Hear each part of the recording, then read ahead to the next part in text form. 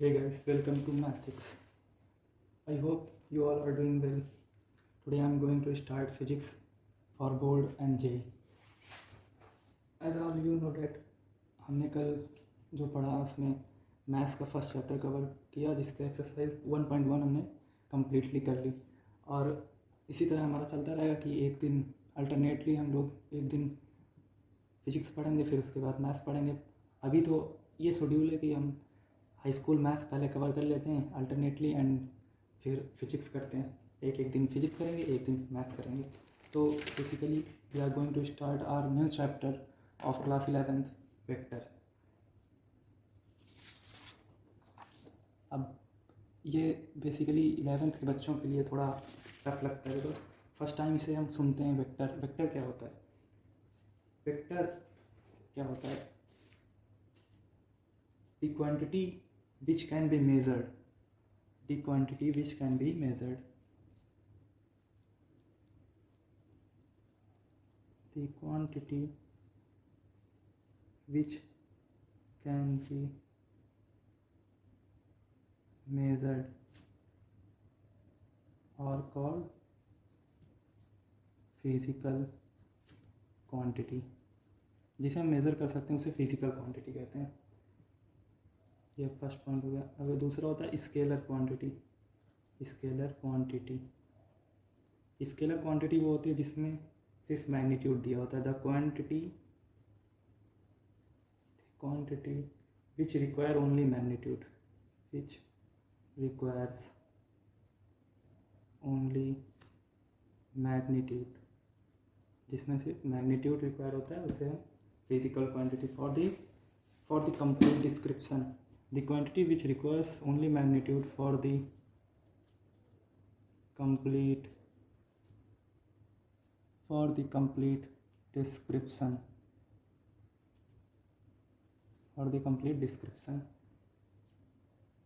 अब आता है वेक्टर क्वांटिटी, जिसके बारे में हम पढ़ेंगे। Vector the quantity which requires magnitude as well as direction, जिसमें मैग्नीट्यूड के साथ साथ डायरेक्शन भी दी हो, उसे हम वेक्टर क्वांटिटी बोलते हैं। The quantity which requires magnitude and direction is called vector quantity, and it must also obey vector law of addition, जो हम आगे पढ़ेंगे। Vector law of addition example होता है इसका। वेक्टर क्वांटिटी का एग्जाम्पल होता है डिस्प्लेसमेंट। डिस्प्लेसमेंट जो होती है वो वेक्टर क्वांटिटी होती है। It doesn't depend on path, it only depend on initial and final position. Velocity जो होती है वो वेक्टर क्वांटिटी होती है, और फोर्स होती है वेक्टर क्वांटिटी, इम्पल्स होती है vector quantity, etcetera and etcetera. और इसके स्केलर क्वांटिटीज़ के एग्जांपल्स क्या होते हैं? लाइक मास हो गया, मास में कभी डायरेक्शन नहीं बताई जाती, सिर्फ मैग्नीट्यूड बताया जाता है। डिस्टेंस हो गया, डिस्टेंस में कभी डायरेक्शन नहीं बताई जाती। डिस्टेंस एंड डिस्प्लेसमेंट में क्या डिफरेंस होता है? डिस्टेंस में होता है सिर्फ मैग्नीट्यूड होता है, उसमें ये नहीं बताते कितना नॉर्थ गया कितना साउथ गया। But in displacement we have to tell the direction. Direction के बिना डिस्प्लेसमेंट अधूरा होता है। इसमें टाइम हो गया, स्पीड हो गया, एक्सेट्रा एंड एक्सेट्रा। इसी तरह बहुत सारी क्वांटिटीज़ होती हैं। देन अब हम बात कर लेते हैं थोड़ा वेक्टर्स के बारे में। वेक्टर्स को कैसे डिनोट किया जाता है, कैसे वेक्टर्स होते हैं।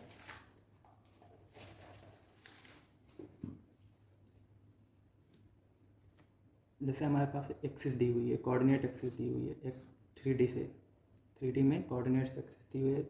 Let suppose it's X axis, it's Y axis and it's Z axis. तो इसे बोलते हैं plus J cap. Y axis को प्लस जे कैप बोलते हैं। J cap is a unit vector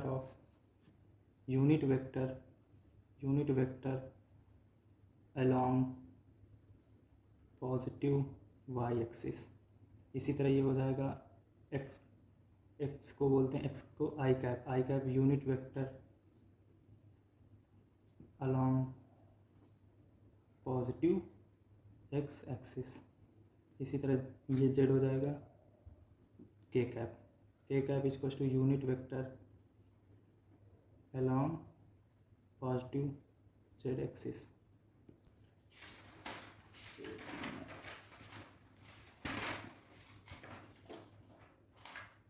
if हमें लेट सपोज ये कोई डायरेक्शन दी हुई है, दो वेक्टर्स दिए हुए हैं, इनका एक दिया हुआ 3 मीटर, यहाँ से इनिशियल पोजीशन से चला A to B चला, B to C चला, A to B 3 मीटर दिया हुआ है हमारे पास और B to C 4 मीटर दिया हुआ है। अब हमें निकालना ये तो डिस्टेंस हो गई कि A से B गया पहले, B से C गया। अब ये जो होगी A to C हो जाएगी डिस्प्लेसमेंट हमारी। तो इसका मैग्नीट्यूड क्या आएगा, root of 3 square, root of this square is equal to root of this plus root of this square, 4 का स्क्वायर इज इक्वल टू 5। अगर हमें कोई वेक्टर दिया होता है और उसका मैग्नीट्यूड निकालना हो तो root of A square plus B square. इसी तरह जनरल रूल बना लेते हैं, फिर उससे हम कोई भी क्वेश्चन आगे सॉल्व कर सकते हैं। In general A bar is equal to A X I cap plus A Y J cap plus A Z K cap. ये हो जाएगा component of A bar along X axis. इसी तरह ये हो जाएगा component of B bar along Y axis. इसी तरह ये हो जाएगा component of C bar along Z axis. हम आगे बढ़ेंगे और इसका मैग्नीट्यूड क्या होगा, मैग्नीट्यूड को हम रिप्रेजेंट करते हैं मॉड ऑफ, मतलब ए वेक्टर का मैग्नीट्यूड क्या होगा, ए वेक्टर का magnitude root of A x square plus A Y square plus A Z square. ये हो जाएगा अपना मैग्नीट्यूड। इस तरह मैग्नीट्यूड निकालते हैं। मैंने ऊपर भी बताया आपको मैग्नीट्यूड ऐसे निकालते हैं। किसी भी वेक्टर का मैग्नीट्यूड निकालना हो तो उसे रूट ऑफ वेक्टर फर्स्ट का square plus second and third का स्क्वायर, इसी तरह आगे टिल इन्फिनिटी जितने भी वेक्टर दिए हों आगे हम इसी तरह बढ़ा के कर सकते हैं। अब यूनिट वेक्टर क्या होता है, यूनिट मतलब 1। कोई भी वेक्टर दिया जैसे A bar equal to A X I cap plus A Y J cap plus A Z K cap, मान लो ये यूनिट वेक्टर दिया। और यूनिट वेक्टर को रिप्रेजेंट करते हैं A cap equal to unit vector, मतलब किसी के ऊपर कैप लगाओ तो वो यूनिट वेक्टर है। Since A cap is equal to A vector upon mod A, जब किसी भी वेक्टर का यूनिट वेक्टर निकालना हो तो उसके वेक्टर से उसके मैग्नीट्यूड को आप डिवाइड कर दें, आपको मिल जाएगा unit vector. Since A X I cap plus A Y J cap plus A Z K cap upon root of A x square plus A Y square plus A Z square, ये हमारा हो जाएगा unit vector का formula. इसे आप highlight कर लीजिए, आप इसी से आगे चल के यूनिट वेक्टर निकाल सकेंगे। अब एक क्वेश्चन कर लेते हैं, यूनिट वेक्टर निकाल के देख लेते हैं कैसे निकाला जाता है unit vector. Find a vector of 10 unit in direction of 3i plus 4j cap. और इसमें क्या दिया है कि एक वेक्टर आपको निकालना है 10 यूनिट डायमेंशन का, मतलब किसी चीज़ का, जैसे कोई चीज़ हमें निकालना हो तो उसका 1 टाइम निकाल लेंगे, यूनिट निकाल लेंगे, यूनिट निकालने के बाद जितने टाइम्स निकालना उसे मल्टीप्लाई कर देंगे। तो इसी तरह हम यूनिट वेक्टर ऑफ ए निकाल लेंगे। ए बार दिया हुआ है 3i प्लस 4j कैप, इसका यूनिट वेक्टर क्या हो जाएगा, ए कैप हो जाएगा mod of A bar upon mod of A bar दिया 3i plus 4j upon 5, since B bar is equal to 10i A cap is equal to 10i plus 4j by 5, सिंस ये हो जाएगा 6i plus 8j cap. ये हो जाएगा answer. इसी तरह दूसरा क्वेश्चन करते हैं। find a vector of 15 unit in direction of 3i plus 2j minus root 2k। अब हमें निकालना है किसी एक वेक्टर दिया हुआ है हमें, उसका 15 टाइम्स यूनिट डायरेक्शन में निकालना है। तो ए वेक्टर दिया हुआ 3i प्लस 2j, उसी तरह करना, और इसका यूनिट वेक्टर हो जाएगा ए बार अपॉन मॉड ए बार दिया 3i plus 2j minus root 2k upon root of 3 square plus 2 square plus root 2 का स्क्वायर, ये हो जाएगा 3i plus 2j minus root 2 by root 15 आ जाएगा। सिंस हमारे पास नया वेक्टर आ गया B bar equal to 15 times निकालना है unit vector 15 plus 2j minus root 2 upon root of 15। Since B bar equal to root 15 times of 3i plus 2j minus root 2, ये आ जाएगा हमारा new vector in 15 unit in direction of given vector. अब हम vector को represent कैसे करते हैं, वेक्टर रिप्रेजेंटेशन देख लेते हैं। वेक्टर रिप्रेजेंटेशन, इसके दो तरीके होते हैं। First one is graphical representation and second one is symbolic representation. Graphical representation में हम किस तरह रिप्रेजेंट करते हैं इसे, एक वेक्टर इस तरह दिया होता है जिसमें आगे हेड होता है, it denotes direction of vector, and ये पीछे टेल होती है, और ये जो होता है ये इसकी लेंथ जो होती है ये मैग्नीट्यूड होता है। और सिंबॉलिक रिप्रेजेंटेशन में ए बार से रिप्रेजेंट करते हैं इसे, ए वेक्टर से रिप्रेजेंट करते हैं और ए से भी रिप्रेजेंट करते हैं इसे। अब हम वेक्टर्स के टाइप देख लेते हैं, कितने वेक्टर्स कितने प्रकार के होते हैं। Types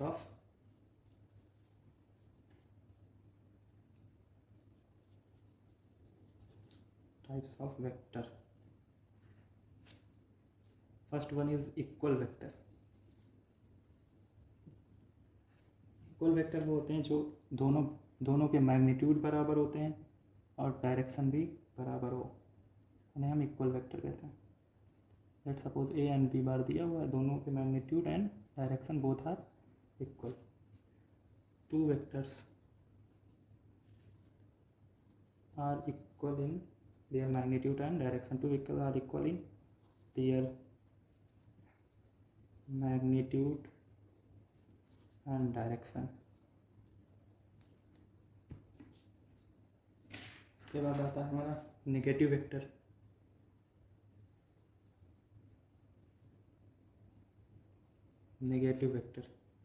A vector is said to be negative. A vector is said to be negative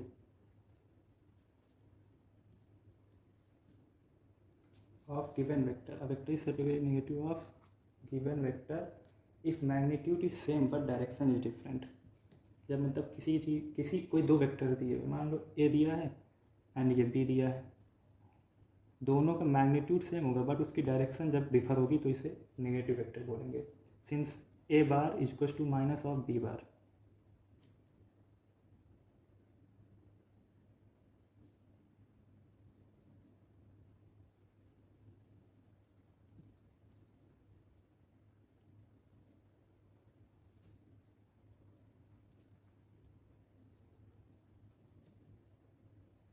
direction is opposite, जब आप मैग्नीट्यूड सेम होंगे और डायरेक्शन अपोजिट होगी तो उसे हम नेगेटिव वेक्टर कहेंगे। इसी तरह नेक्स्ट आ जाता है पैरेलल वेक्टर्स। पैरेलल वेक्टर वो होते हैं जिनका मैग्नीट्यूड सेम होता है और दोनों एक दूसरे के पैरेलल होते हैं। It may not necessary that magnitude are same but in some cases magnitude are also same. A vector is the same direction, vector is in the same direction। Vector की जो टेल होती है magnitude में और may not be equal, magnitude में और may not be equal.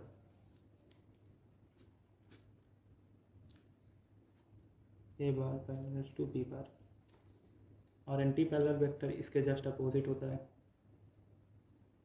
कि दोनों एक दूसरे के एंटी पैरेलल होंगे. Since A bar anti parallel to B bar. Zero vector क्या होता है? जीरो वेक्टर वो होता है a vector whose magnitude is zero. जिस वेक्टर का मैग्नीट्यूड जीरो हो zero vector. The vector whose magnitude is zero, whose magnitude is zero and direction is uncertain. मतलब डायरेक्शन कुछ नहीं दी होती है, डायरेक्शन इज अनसर्टेन. इसी तरह कोई इनिशियल वेक्टर्स होते हैं. कोई इनिशियल वेक्टर्स होते हैं जो एक पॉइंट से ओरिजिनेट होते हैं, जैसे ये हुआ, ये कोई इनिशियल वेक्टर होते हैं. ए बार, बी बार, सी बार, डी बार, जिनकी ओरिजिन सेम होता है. The vector which have the same co-initial origin. The vectors which have the same co-initial origins. इसी तरह को टर्मिनस वेक्टर होता है, जिनके टर्मिनल्स सेम होते हैं, उन्हें हम को टर्मिनस वेक्टर्स बोलते हैं. Those vector which have same terminal points. Those vectors which have same terminal points,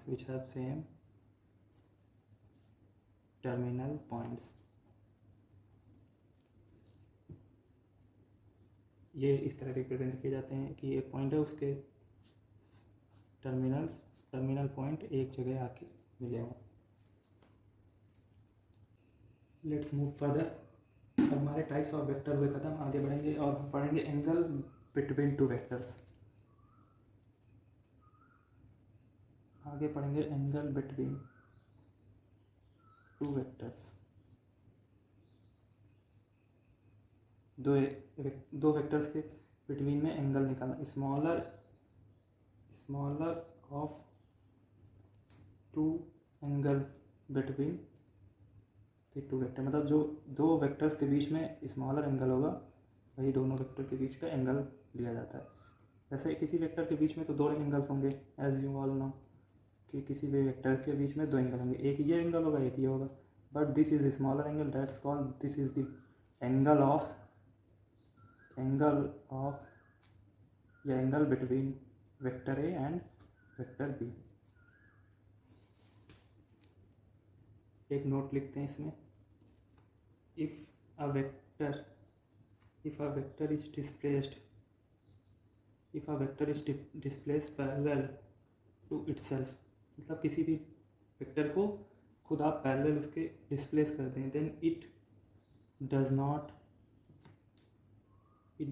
change. मतलब किसी भी वेक्टर को पैरेलली अगर शिफ्ट किया जाए तो उसका वो चेंज नहीं होगा. क्वेश्चंस करते हैं इस पे. find the angle between a bar and b bar and a bar and c bar. मतलब a बार और b बार के बीच में एंगल निकालना है, b बार और c बार के बीच में एंगल निकालना है. हमें ये दिया हुआ है कि जो a बार है वो 60 डिग्री पे है from the X axis. b bar है ये है 20 डिग्री पे from the Y axis, and ये है वाई एक्स एक्सिस पे 30 डिग्री पे. ये है सी बार. अब हमें निकालना है angle between A bar and B bar. So यहाँ पर हम एक हॉरिजॉन्टल लाइन ड्रॉ करेंगे और ये एंगल यहाँ जैसे दिया हुआ है उसको यहाँ शिफ्ट करेंगे. ये हॉरिजॉन्टल लाइन से 20 डिग्री होगी वर्टिकल लाइन से, तो और ये 90 डिग्री होगा. सिंस एंगल बिटवीन दिस, ये होल एंगल क्या हो जाएगा, ए बार एंड सी बार के बी बार के बिटवीन में एंगल क्या हो जाएगा, 60 degree plus 90 degree plus 20 degree. मतलब angle between A bar and B bar equal to 60 degree plus 90 degree plus 20 degree which is equal to 170 degree. इसी तरह angle between A bar and C bar is equal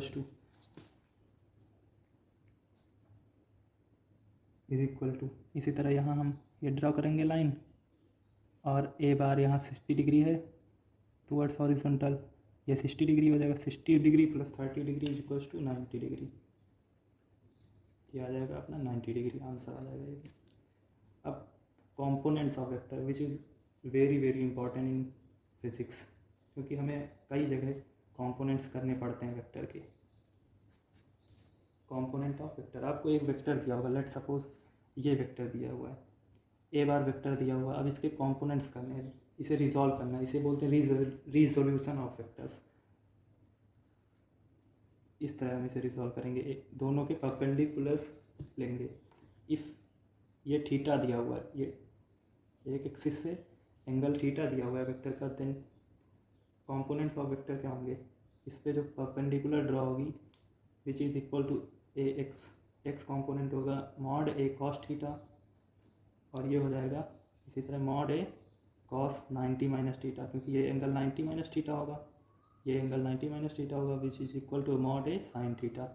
basically आप ये इतना याद रखें कि कोई भी एंगल दिया हुआ है और उसका हॉरिजॉन्टल से एंगल थीटा है, उसका हॉरिजॉन्टल से अगर एंगल थीटा है तो जिस साइड एंगल थीटा दिया होगा उस साइड कॉस थीटा होगा, एंड जिस साइड 90 माइनस थीटा होगा उस साइड साइन थीटा होगा।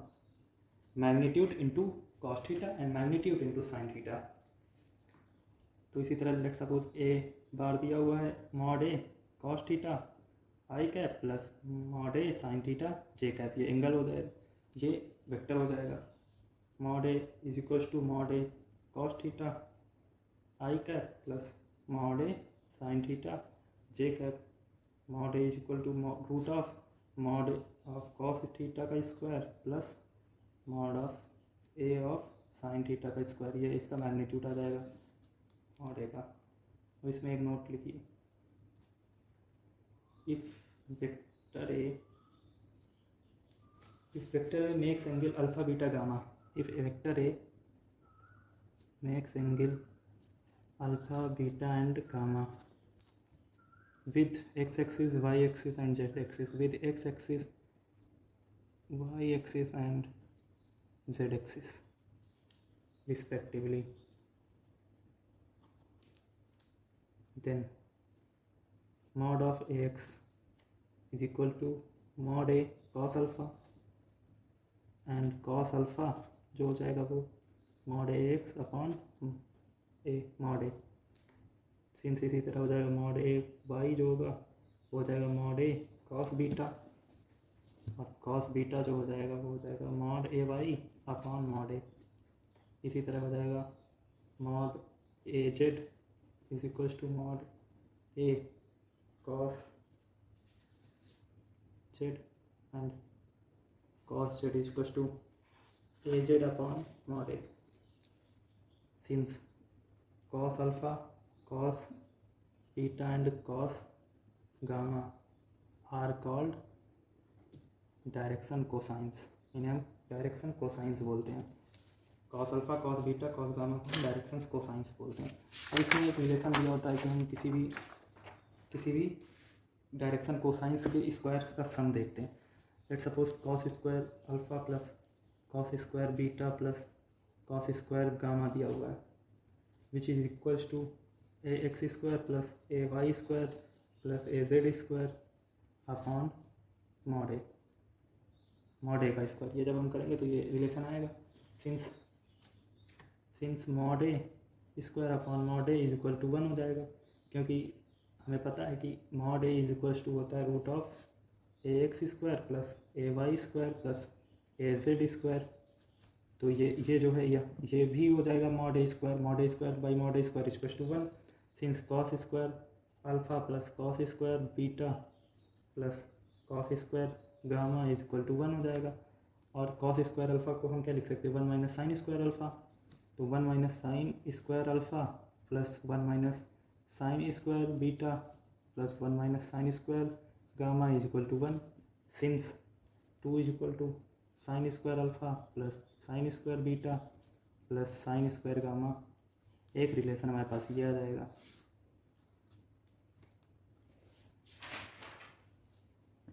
इस पर क्वेश्चंस कर लेते हैं। लेट सपोज दिया है root a is equal to 3i plus 4j plus 5k cap. निकालना इस फाइंड एंगल मेड बाई एक बार फिर कोऑर्डिनेट एक्सिस से, एक बार कोऑर्डिनेट एक्सिस से कितना एंगल बनाएगा ये बताना मुझे। सॉल्यूशन क्या हो जाएगा इसका, mod A X equal to mod of cos alpha. Cos alpha क्या हो जाएगा, अभी मैंने पढ़ा A X upon mod A is equal to 3 upon root of 3 का स्क्वायर प्लस 4 का स्क्वायर प्लस 5 का स्क्वायर इक्वल टू 3/√50 आ जाएगा ये। तो ये हो जाएगा 3/5√2 आ जाएगा शायद। और उसके बाद इसी अल्फ़ा आ जाएगा cos of alpha is equal cos inverse of 3/5√2। इसी तरह कॉस बीटा आ जाएगा, कॉस गामा आ जाएगा। Similarly we can find cos beta and cos gamma, जो आप खुद फाइंड कर लेंगे।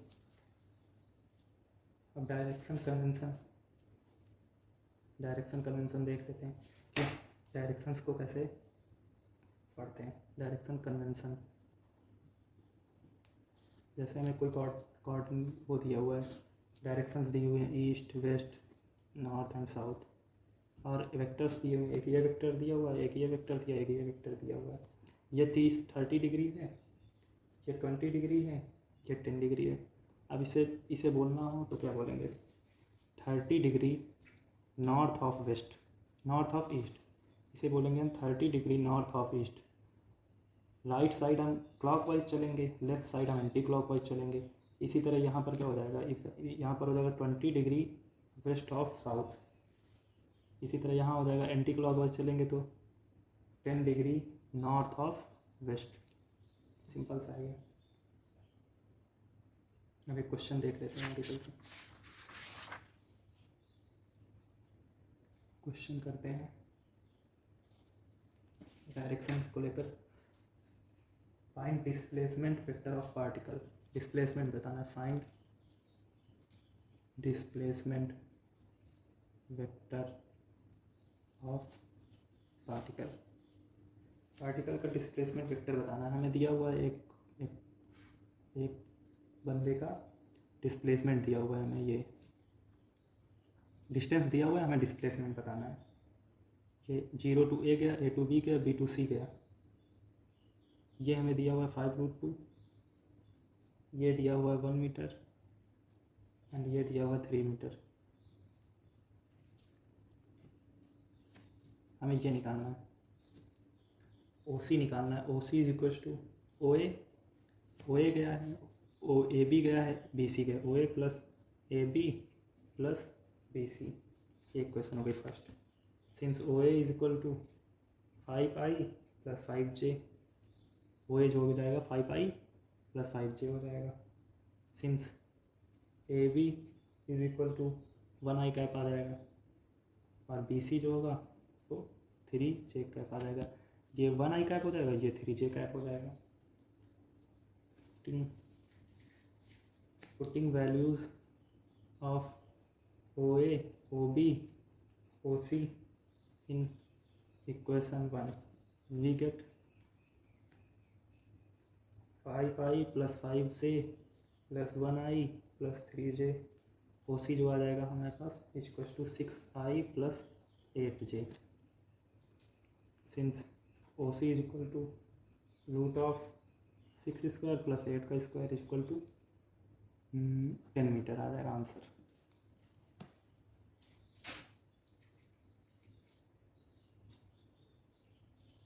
अभी धीरे धीरे आगे क्वेश्चन करते हैं एक और।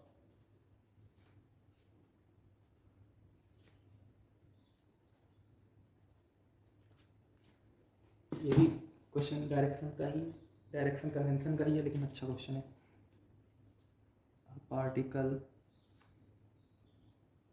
Moves 30 metre north, 30 metre north, 20 metre east, 20 metre east and finally 30√2 metre south west. Find displacement, मेरी राइटिंग कुछ ज़्यादा तेज़ लिखने में बहुत ही गंदी हो रही है। Find displacement of the particle. तो एक पार्टिकल दिया हुआ है जो इनिशियली यहाँ से शुरू किया, मान लो इनिशियली यहाँ से शुरू किया, 30 मीटर गया नॉर्थ में, यहाँ पहुँचा। उसके बाद 20 मीटर गया ईस्ट में, यहाँ पहुँच गया। Let's suppose A to B गया, B to C गया। उसके बाद फाइनल पोजीशन पे आया north south west, south west मतलब यहाँ आया। ये होगा इसकी फाइनल पोजीशन, ये हो जाएगी इसकी डिस्प्लेसमेंट, ये हो जाएगा इसका डिस्टेंस, और ये इतना हो जाएगा डिस्प्लेसमेंट। तो हमें निकालना क्या है? डिस्प्लेसमेंट ऑफ पार्टिकल, ये हमें निकालना है। सॉल्यूशन क्या होगा? R1 हो जाएगा 30 J कैप, R1 हो जाएगा 30 J कैप, R2 हो जाएगा 20 I कैप, R2 ये 20 I कैप, 20 I कैप, और ये हो जाएगा R3 equals to -30I minus 30J, since R equals to R1 plus R2 plus R3 which is equal to 30J plus 20I minus 30I cap minus 30J cap which is equal to minus 10I cap is equal to 10 metre minus of I cap, मतलब 10 metre in direction of minus I cap which is equal to 10 metre towards, अगर हम इसे language में लिखें 10 metre towards waste. Answer.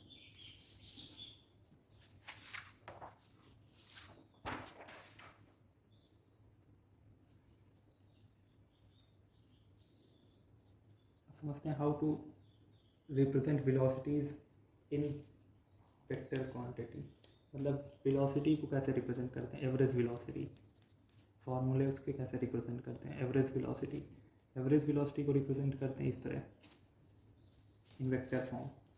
Average velocity होती है क्या? Total displacement upon total time, total displacement upon total time.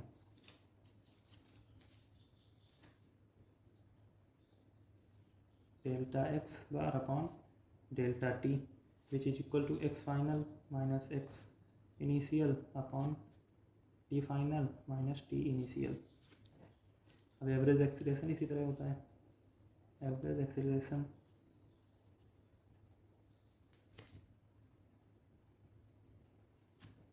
Del v by delta t equal to v final minus v initial upon t final minus t initial.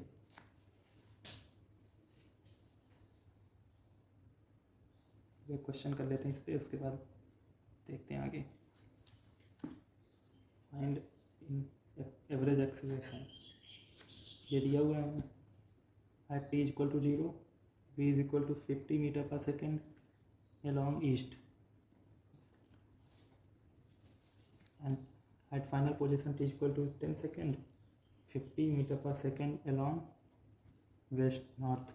Speed दी हुई है हमें, since delta v is equals to v final minus v initial, delta v is equal to 50J cap minus 50I cap. Average acceleration is equal to delta v by delta t which is equal to 50J cap minus 50I cap upon 10। तो यहाँ average acceleration आ जाएगा -5I plus 5J। अब mod of average acceleration निकाल लेंगे तो ये हो जाएगा √5² plus 5² which is equal to 5√2 metre पर second north of west. Answer. अब इस this is all for today. अगली क्लास में हम पढ़ेंगे थोड़ा 2-4 टॉपिक्स बचे हैं जिसमें कि आपके vector law of addition, position vector, scalar product, vector product. उसके बाद हमारा चैप्टर होगा यहीं समाप्त और हम अगली क्लास में पढ़ेंगे। उसकी अगली क्लास में पढ़ेंगे काइनेमैटिक्स और आगे इसी तरह अल्टरनेट, एक दिन मैथ्स, एक दिन फिजिक्स, एक दिन मैथ्स, एक दिन फिजिक्स करते जाएंगे और हमारा आगे कोर्स बढ़ता जाएगा। Thank you for watching. Bye bye, take care.